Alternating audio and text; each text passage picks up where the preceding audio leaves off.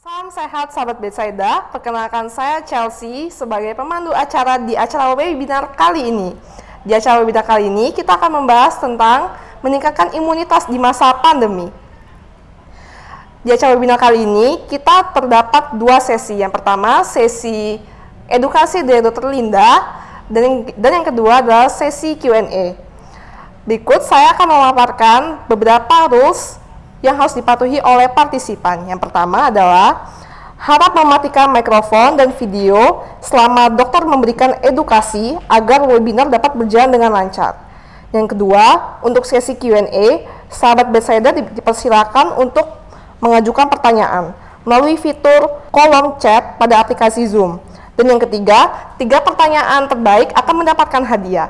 Dan yang keempat, harap tidak meninggalkan webinar sebelum host menutup room meeting. Dan yang terakhir, seluruh informasi yang didapat melalui webinar kali ini tidak diperbolehkan untuk disebarluaskan tanpa seizin rumah sakit. Nah, saat ini saya sudah bersama Dr. Linda Livina Darmawan. Halo dok, apa kabar? Halo, baik Mbak Mimi. Ya, terima kasih dok sudah hadir di acara webinar kali ini. Ya.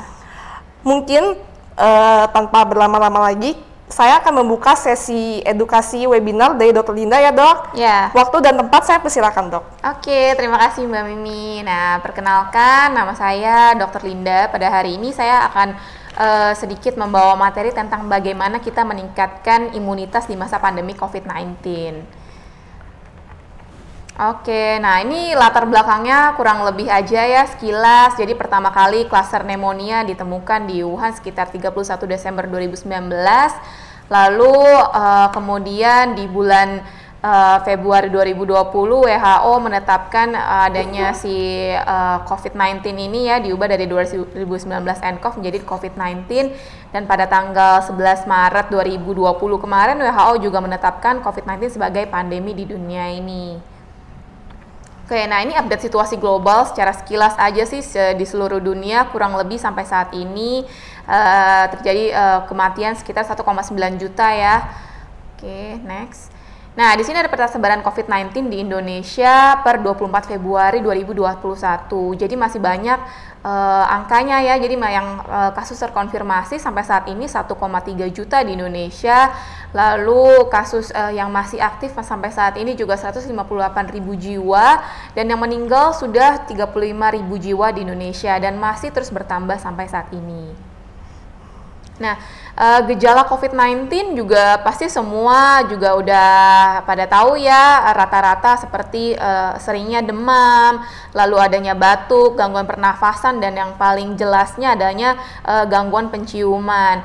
Dan yang lain-lain seperti nyeri kepala, nyeri tenggorokan, lemas juga itu mengikuti aja gejalanya, dan semua gejala ini adalah yang rata-rata terjadi pada semua pasien yang terkonfirmasi COVID-19.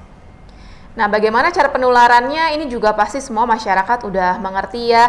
Masa inkubasinya rata-rata 5-6 hari dengan range antara 1-14 hari. Lalu dan ditularkannya itu lewat tadi saluran nafas ya, batuk, bersin, dari kita bicara. Makanya harus tetap, ini protokol kesehatan nanti akan saya bahas juga bagaimana protokol kesehatan. Nah, lalu transmisi airborne juga nih, kalau misalnya ada yang mau melakukan operasi nih atau mau ada tindakan di rumah sakit, karena kan itu membutuhkan PCR swab dulu, karena alat-alat tersebut itu adanya transmisi airborne. Jadinya sebelum kita tindakan harus dilakukan PCR swab untuk bisa dilakukan tindakan supaya alat-alat tersebut tidak tercemar oleh si virus COVID-19. Oke, nah ini upaya pengendalian, di next aja. Nah ini ya 3M, pasti ini juga semua masyarakat udah pada melakukannya sampai saat ini, tapi masih ada juga yang suka kelewatan ya, pakai masker dimanapun, karena masker itu juga sebagai barrier ya, sebagai batasan untuk supaya si virus COVID itu tidak secara langsung kena ke kita. Lalu menjaga jarak dengan orang-orang di sekitar kita kurang lebih 1-2 meter ya. Lalu dan mencuci tangan Setiap saat, enggak setiap saat sih, maksudnya ya ketika kita masuk ke rumah, kita mau keluar rumah, lalu kita mau makan, selesai makan, setelah kita memegang hal-hal yang atau benda-benda yang lainnya, disarankan untuk cuci tangan dulu. Nah, cuci tangan juga ada 6 langkah ya. Nah, itu juga cuci tangan 6 langkah semua udah tertempel di mana di semua lingkungan bagaimana cara cuci tangan 6 langkah. Iya, nah ini ada juga namanya 3T, yaitu tracing, testing, dan treatment. Jadi ketika ada kejadian COVID, kita harus tracing nih, kita lacak dari mana dia dapatnya, dari keluarga dia kah, dari teman-temannya atau dari lingkungannya, atau dari satu klasternya. Lalu setelah itu, setelah di tracing, kita di testing dulu. Nah, di testing, nah itu seperti PCR swab ya, karena sampai saat ini PCR swab merupakan gold standard untuk menentukan apakah kita terkonfirmasi COVID-19 atau tidak. Lalu setelah di testing, ketika misalnya kita ternyata positif, kita akan di treatment sesuai dengan gejala saat itu juga, dan tergantung juga ya, gejala COVID ini kan ada yang gejala ringan, ada yang sedang, ada yang berat. Nah itu harus dikonsultasikan juga ke dokter spesialis paru untuk mendapatkan penanganan yang tepat sesuai dengan gejala saat itu. Lalu ada 3K juga. Nah, 3K yaitu kita harus hindari kontak yang dekat tuh ya, kontak dekat. Jadi misalnya kita saat melakukan aktivitas di luar rumah, kita harus tadi menjaga jarak kurang lebih 1-2 meter. Lalu kita harus hindari kerumunan, jadi jangan berada di ruang yang tertutup dengan banyak orang gitu sih. Jadi intinya sih kita harus jaga jarak dari diri kita ke orang lain. Nah, lalu ini juga 3K yang sangat-sangat meresahkan nih sampai saat ini ya. Kita banyak banget nih berita-berita yang tersebar di media sosial atau dimanapun itu. Nah, kita harus kaji informasinya, apakah informasi tersebut adalah valid atau enggak, lalu apakah itu benar atau tidak. Jadi kadang kan berita-berita yang tidak benar itu membuat sangat-sangat meresahkan kita ya. Lalu setelah itu kita harus juga bisa kelola emosi kita nih supaya kita lebih rileks, kita lebih tenang, supaya ketika kita lebih rileks dan lebih tenang dalam keseharian kita, itu juga salah satu bisa meningkatkan imunitas tubuh kita. Dan ketika imun kita bagus, berarti kan kita juga bisa terhindar dari si COVID-19 tersebut ya. Lalu kita kembangkan sumber daya juga nih, kita harus bisa membantu ya masyarakat untuk lebih baik dan lebih sehat menghadapi situasi sulit ini. Jadi memang kita saling support untuk satu sama lainnya agar kita tetap semangat ya dalam pandemi ini, karena kan waktu terus berjalan, semua aktivitas juga ya mau nggak mau juga harus tetap berjalan. Nah, lalu yang terakhir, nah ini 3 hal yang penting juga nih, iman. Tetap kita harus berdoa sesuai dengan kepercayaan kita masing-masing selama pandemi ini. Kita harus minta bantuan dari dan tuntunan dari Tuhan kita masing-masing ya dalam menghadapi pandemi. Lalu aman, tetap kita protokol kesehatan, menerapkan 3M tadi, pakai masker, cuci tangan, dan menjaga jarak, dan imun. Nah, ini yang lebih mau saya bahas sih setelah ini. Oke, next. Nah, gimana ya cara meningkatkan imunitas kita selama pandemi? Nah, yang pertama, adanya nutrisi adekuat. Jadi, infeksi virus itu pada umumnya dapat dilawan dengan sistem imun yang adekuat dan baik dari tubuh. Salah satu faktornya yaitu adalah nutrisi yang adekuat. Jadi, secara kuantitasnya, jadi secara banyaknya nutrisi tersebut dan kualitas dari nutrisi tersebut juga harus diperhatikan untuk bisa mendukung imunitas tubuh kita. Apa aja nutrisinya? Nah, ini ya bisa dilihat. Nah, ini adalah 6 makanan yang harus ada di piring kita setiap harinya. Jadi, harus setengah dari piring kita itu adalah 40%-nya sayur-sayuran, tapi bukan yang diproses ya. Misalnya sayur-sayuran yang biasanya di junk food. Nah, itu bukan yang seperti itu, tapi sayur-sayuran yang memang fresh, yang kita masak sendiri. Lalu 10%-nya adalah buah-buahan. Buah-buahan apapun itu mengandung banyak vitamin dan mineral yang berguna untuk tubuh kita dalam meningkatkan imunitas. Lalu 10%-nya seperti grains ya, biji-bijian nih. Misalnya mau makan roti gandum boleh, atau mau makan lentils, itu kayak biji-bijian yang sangat oke ya, bagus banget untuk serat tubuh kita. Lalu 10%-nya itu makanan yang kaya lemak baik. Jadi seperti alpukat, lalu seperti adanya tadi tuh di gambar ya, ada kelapa juga. Jadi seperti kacang-kacangan juga termasuk ini sih lemak yang baik juga. Nah, lalu adanya protein nih. Protein itu seperti telur, ikan, daging merah ya, daging sapi, daging ayam, lalu almond juga termasuk itu juga mengandung protein yang oke juga. Nah, 5%-nya itu seperti suplemen, misalnya mau tambah-tambah suplemen seperti vitamin E, vitamin C, vitamin D itu juga boleh, atau misalnya mau tambah rempah-rempah itu juga nggak apa-apa. Jadi dalam sehari-hari kita harapkan dalam piring kita ini komposisi makanan seperti ini. Nah, vitamin dan mineral ini juga salah satu elemen yang penting ya untuk meningkatkan imunitas tubuh kita. Banyak banget vitamin dan mineral ini berasalnya dari buah-buahan. Kalau misalnya konsumsi buah masih kurang, kita bisa tambah-tambah multivitamin nih, suplemen yang biasa dijual di pasaran. Nah, salah satu yang penting juga untuk meningkatkan imunitas kita yaitu vitamin C. Nah, vitamin C itu sebagai antioksidan ya terhadap radikal bebas yang masuk ke dalam tubuh kita. Jadi kekurangan vitamin C itu bisa terjadinya rentannya tubuh kita terhadap infeksi gitu sih. Dan vitamin C juga bisa menyembuhkan infeksi saluran nafas dan mengurangi gejala tingkat keparahan dari infeksi. Nah, banyak banget nih vitamin C ya, contoh-contohnya dari sayur-sayuran nih, misalnya brokoli, kol, lalu kembang kol, kale. Nah, dari buah-buahan lemon, jeruk, terus pomegranate, limes. Nah, itu terus jus-jusan juga boleh kalau dikonsumsi, misalnya mau jadi lemonnya jadi jus lemon atau jus jeruk, tapi tanpa pemanis buatan ya gitu. Atau herbs and spices, jadi kayak misalnya rempah-rempah nih, ada basil, ada parsley, ada thyme. Nah, itu boleh juga dikonsumsi secukupnya karena mengandung vitamin C untuk meningkatkan imunitas kita dan bisa antioksidan terhadap radikal bebas yang masuk ke dalam tubuh. Oke, next. Nah, ini ada vitamin D. Nah, vitamin D ini untuk penyerapan kalsium sama mineral ya. Jadi ini juga bisa meningkatkan sistem imun kita terhadap tubuh kita yang terinfeksi. Jadi kalau misalnya selama pandemi ini kan lebih banyak kita aktivitas di rumah ya, jarang banget kena sinar matahari. Apalagi kalau misalnya anak-anak itu kan lagi masa pertumbuhan banget, penting banget untuk jemur-jemur di luar. Jadi biasanya kalau mau jemur-jemur di luar ya pakai matahari pagi dari jam 8, jam 7 sampai jam 10 itu boleh sih. Matahari masih bagus banget yang bisa menyalurkan vitamin D-nya. Dan habis itu vitamin D lainnya yang bisa kita dapat dari makanan seperti misalnya sarden, salmon, ikan tuna, telur, terus ada susu juga. Nah, susu UHT juga boleh sih dikonsumsi, tapi lebih baik yang ini ya, yang nggak ada rasa-rasa seperti coklat, stroberi, karena itu masih mengandung banyak gula. Atau misalnya oil nih kayak misalnya oil yang buat masak. Nah, itu olive oil. Nah, itu juga bisa ada kandungan vitamin D-nya juga.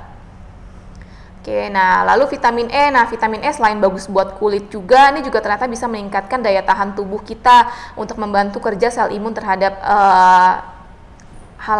infeksi virus yang datang ke dalam tubuh kita nih. Nah, lalu vitamin E juga bisa mencegah kerusakan oksidatif sel tubuh saat reinfeksi virus. Nah, contohnya vitamin E nih sumbernya dari tadi olive oil juga bisa ada mengandung vitamin E-nya. Lalu dari biji bunga matahari ya, kayak yang kita tahu kayak kuaci gitu. Nah, itu juga ternyata mengandung vitamin E. Ada brokoli, udang, bayam, almond, dan alpukat.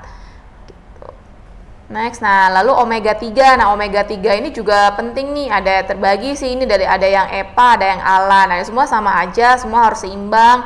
Nah, intinya sih omega 3 ini adalah asam lemak yang nggak jenuh, yang nggak bisa diproduksi mandiri secara oleh tubuh manusia. Makanya kita harus dapat tambahan dari luar, dari makanan yang luar nih. Nah, contohnya tadi nih di gambar sih ya, seperti ada tuna, ikan-ikanan. Jadi semua itu mengandung omega 3, asam lemak yang bagus ya, protein yang bagus juga. Terus kalau dari sayuran itu seperti adanya brokoli, walnut gitu, atau tahu, itu juga bagus juga. Nah, ternyata omega 3 ini membantu sistem imun kita dan bisa membangun sel otak, mengatur sel lemak, dan lain-lainnya. Jadi manfaatnya banyak banget sih untuk dari omega 3 ini. Nah, hal selanjutnya yaitu minum air putih yang cukup. Jadi air itu penting banget kita rehidrasi setiap harinya ya. Kalau bisa itu 2 liter per hari atau enggak sama dengan 8 gelas per hari. Jadi air itu sebagai transportasi nutrisi di dalam tubuh kita, meregulasi suhu tubuh kita agar suhu tubuh kita tetap seimbang, tetap normal, tetap seimbang dalam tubuh, lalu membuang komponen yang tidak berguna bagi tubuh. Nah, kalau misalnya kita mau konsumsi jus nih karena maksudnya ya mau dapet tambahan deh, mau selain dari air putih, nah itu boleh juga sih, atau misalnya mau ditambah teh atau kopi juga boleh, tapi harus mengingat ini juga ya komorbidnya nih, misalnya kalau punya mah kronis itu juga nggak boleh tuh kalau keseringan atau kebanyakan minum teh atau minum kopi karena bisa merangsang terjadinya si asam lambung tersebut. Nah jadinya kalau misalnya mau makan buah atau sayur-sayuran yang mengandung air yang banyak tuh boleh juga. Nah, lalu tidur atau istirahat yang cukup juga. Jadi selama pandemi ini mungkin karena banyak yang work from home, jadi masih waktu tidurnya juga banyak banget ya. Harusnya sih dalam sehari itu 7-8 jam sehari, itu adalah cara terbaik untuk meningkatkan imunitas tubuh kita. Jadi semakin sedikit waktu tidur kita, jadi dapat mengganggu aktivitas otak kita sehingga dapat mempengaruhi organ-organ tubuh yang di bawahnya dan tidak bisa memproduksi imun dengan baik karena kan otak itu sebagai pusat dari segala sesuatunya dalam tubuh kita. Nah, lalu jangan lupa olahraga juga. Jadi kalau misalnya dietnya udah bagus nih, makannya udah bagus, udah rutin ya, sayuran, buah-buahan, karbohidrat secukupnya, protein dan omega 3 dan lain-lainnya, harus diimbangi juga dengan olahraga karena dengan olahraga bisa meningkatkan imun kita juga karena disarankan nih olahraga teratur ya 30-45 menit tapi tergantung dari individu masing-masing. Kalau bisa sih konsultasikan dulu dengan dokter supaya sesuai dengan intensitasnya. Misalnya kan orang yang 60 tahun dengan orang yang 30 tahun juga nggak bisa disamakan intensitas olahraganya gitu. Jadi olahraga rutin olahraga rutin walaupun ringan itu baik juga sih karena bisa mengurangi toksin dalam tubuh kita dan bisa memperbaiki metabolisme untuk memproduksi imun. Lalu hilangkan stres nih dalam diri, jadi jangan terlalu stres karena kalau stres itu bisa menurunkan imun kita juga. Kesehatan mental tuh penting banget karena mungkin udah jenuh ya sama pandemi nih, di rumah terus, bosen. Nah itu kadang juga ada beberapa kasus yang ternyata adanya mengganggu kesehatan mentalnya gitu, jadi malah jadi depresi, jadi gangguan cemas. Nah itu juga harus ditangani dengan baik ya, misalnya dengan cara dengerin lagu atau misalnya mau meditasi, mau yoga. Kita harus bisa mengendalikan ini sih pikiran kita ya, karena kalau misalnya pikiran kita atau dampak psikis kita itu sangat mempengaruhi untuk produksi imun tubuh kita juga. Lalu seperti misalnya punya kebiasaan merokok, nah itu juga harus dikurangin, atau minum-minuman yang alkohol juga harus dikurangin selama pandemi ini. Sebenarnya sih nggak selama pandemi ya, selama sampai kapanpun dalam hidup kita sih kita harus bisa menjaga nih antibodi kita supaya tetap oke dengan tadi harus hindari radikal bebas ya, kayak misalnya merokok atau si minum-minuman alkohol ini. Terus kalau kita juga harus bisa menyaring, tadi harus kaji informasi apapun, berita apapun yang masuk, yang kita baca di media sosial atau apapun, karena kadang berita-berita tersebut kalau misalnya tidak valid dan ternyata itu juga tidak benar, beritanya malah bikin kita jadi cemas gitu. Next, nah ini upaya pengendalian tambahan yang saat ini sedang marak juga ya, yaitu vaksin COVID-19. Jadi jangan takut juga sama vaksin COVID-19 sampai saat ini semuanya aman, tidak ada yang menimbulkan efek samping yang sampai serius banget ya, dan sampai saat ini kan semua udah di tahap untuk petugas publik ya untuk diberikan vaksin COVID-19. Diharapkan sih semua masyarakat tidak takut dengan vaksin COVID, dan ini sudah terbukti aman, sudah teruji aman juga oleh BPOM, efektivitasnya 65% dari batasnya. WHO itu efektivitasnya 50%. Jadi ketika sudah efektivitasnya 65% berarti sudah boleh diluncurkan. Dan kalau misalnya masyarakat sudah dapat nih vaksin COVID 2 kali suntik, tetap jangan lupa protokol kesehatan karena protokol kesehatan masih sangat penting juga selagi uji klinis atau tahap penelitian dari vaksin COVID ini berlangsung gitu sih. Nanti kita pasti akan dikabarin nih sama pemerintah kapan kita bisa bebas PSBB, kapan kita bisa mengurangi protokol kesehatan. Jadi sampai saat ini kita ikuti dulu prosedur semua yang ada agar semua ini sudah atas pertimbangan para ahli, jadinya tenang aja, nggak usah takut, ini semua aman dan harus tetap protokol kesehatan. Gitu. Oke, terima kasih. Sekian presentasi dari Dr. Linda. Terima kasih Dok atas presentasinya hari ini. Sama-sama. Wow, sangat berguna banget ya Dok ya. Terutama kepada partisipan yang sekarang sedang mengalami work from home tentunya, untuk menjaga selalu tubuhnya agar terhindar dari COVID-19. Lalu saya akan membuka sesi Q&A dari partisipan.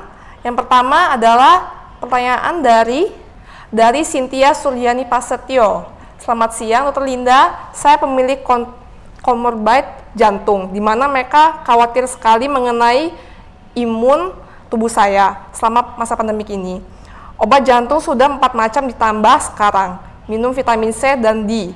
Pertanyaan saya, apakah karena terlalu makan banyak obat dan vitamin tersebut tidak berakibat pada ginjal atau organ tubuh saya yang lain? Lalu imun apa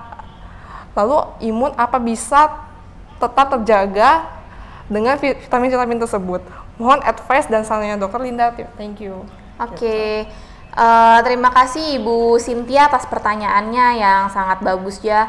Jadi memang jangan merasa kalau misalnya kita punya komorbid, jadinya kita jadi serba takut. Jadi kalau ini kan obat jantung semua sudah dari dokter spesialisnya, terus ada mengonsumsi vitamin C dan D. Nah itu juga nggak apa-apa asal vitamin C dan D-nya itu sesuai dengan dosisnya. Jadi nanti bisa ditanyakan lagi sama dokter spesialisnya berapa dosis vitamin C dan D yang boleh saya minum. Saya punya komorbid jantung seperti ini, karena pada normalnya orang-orang yang normal itu mengonsumsi vitamin C dalam sehari itu 250 mg sehari gitu sih. Karena kan sekarang banyak banget nih beredar yang satu suplemen 1000 mg gitu sih. Nah itu juga termasuk cukup banyak ya, karena kalau misalnya kita kelebihan minum vitamin, nah itu bisa mengakibatkan kerusakan pada lambung kita juga gitu, karena dia kan bersifatnya asam. Jadi kalau kebanyakan nanti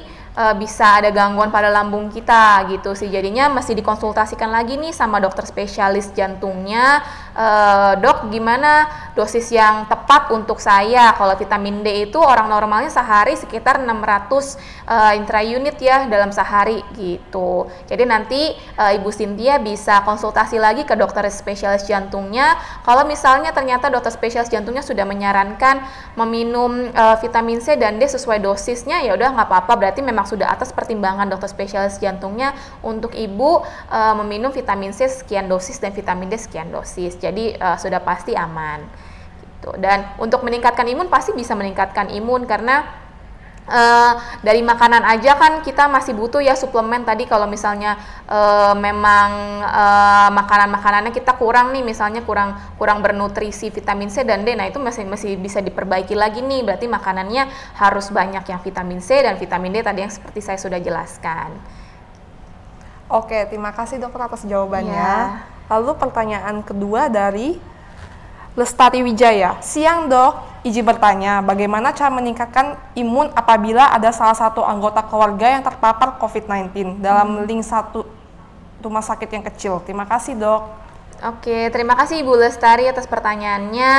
Nah, bagaimana cara meningkatkan imun kalau misalnya memang dalam satu keluarga atau dalam satu rumah itu masih positif COVID? Berarti Ibu Lestari Ibu Lestari juga harus cek juga nih PCR swab-nya positif atau tidak. Nah, kalau misalnya Ibu Lestari PCR swab-nya masih negatif, berarti nanti Ibu harus mau nggak mau harus berpisah ya, harus isolasi sendiri juga, berpisah dari keluarga yang terkena positif atau terkonfirmasi COVID-19. Nah, makanya cara meningkatkan imun tadi seperti yang saya jelaskan tadi, nutrisi yang adekuat, minum air putih yang cukup, tidur yang cukup, olahraga yang cukup, dan jangan stres. Jadinya bagaimana cara meningkatkan imun sih salah satunya seperti itu. Kalau misalnya tadi mau tambah suplemen juga boleh. Nah, tapi untuk yang misalnya terkonfirmasi positif, nah itu juga pasti mendapatkan suplemen-suplemen vitamin yang sudah diberikan sama dokter spesialis parunya pasti. Jadinya kalau misalnya nanti terkonfirmasi COVID, lalu ada gejalanya, nanti gejalanya ringan, sedang atau berat, harus konsultasi juga ke dokter spesialis parunya untuk mendapatkan terapi yang tepat juga. Jadi isolasinya juga aman. Terima kasih dok Ya. atas jawabannya. Lalu pertanyaan ketiga dari Dr. Megawati Wijaya MM. Selamat siang dok, izin tanya, di masa pandemi ini jika lansia dengan komorbid ada hipertensi, apa kiat yang terbaik agar imun kita bisa tetap tinggi sehingga dengan makan yang bergizi, vitamin C dan vitamin D serta buah dan sayur segar, apa perlu dengan tambahan makanan nutrisi dari luar atau sudah cukup dengan yang natural sayur, buah, protein, telur, dan lain-lain, dan vitamin. Thank you soalnya dok. Oke, nah terima kasih Dokter Megawati. Nah, sampai Dokter Megawati punya komorbid hipertensi. Nah, itu juga pasti harus dipantau juga nih dok. Ininya ya, tekanan darahnya nih setiap harinya apakah terkontrol atau tidak. Lalu apakah mengonsumsi obat-obat hipertensi rutin atau tidak. Lalu dari makanan-makanan yang bergizi, vitamin C, vitamin D itu juga sudah cukup sih. Kalau misalnya mau tambah suplementasi lagi juga boleh dok, tapi jangan lupa olahraganya, istirahat yang cukup, minum air yang cukup, dan juga tadi dari dampak psikisnya jangan stres, jangan terlalu banyak pikiran karena bisa mempengaruhi sistem imun kita juga ya dok gitu sih. Jadi kalau dokter Mega sudah menjalani pola hidup seperti itu sudah sangat-sangat baik sih dok. Jadi tetap optimis aja, pasti imun kita bagus, dan jangan lupa juga protokol kesehatan ya dok. Terima kasih dokter Linda atas Ya. jawabannya. Nah, karena masih banyak banget antusiasme dari partisipan kita, maka kita akan membuka 2 pertanyaan lagi menjadi 5 pertanyaan. Lalu di pertanyaan keempat, ini dari Mawarni Simbolon. Hai dokter, mau nanya, saya pernah beberapa kali baca di artikel apakah golongan darah mempengaruhi rentan tidaknya kena COVID-19. Di artikel tersebut menyatakan bahwa orang yang golongan darah O agak susah terkena COVID-19. Jadi infonya golongan darah O aman dan agak susah kena COVID. Makasih dok, mohon penjelasannya. Ya, terima kasih Ibu atas pertanyaannya. Nah, ini juga pertanyaannya banyak ini ya, maksudnya banyak banget nih artikel-artikel yang beredar luas di media sosial.